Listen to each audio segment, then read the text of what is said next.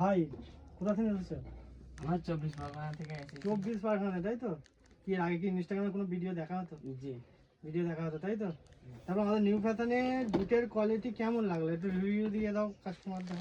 দেখুন এই যে বুটটা পেককে দেখানো যাচ্ছে, এত সুন্দর বুট। আমরা যে ইনস্টাগ্রামে ভিডিও দেখে 24 পরগনা থেকে চলে এসেছি এই বুট নেওয়ার জন্য।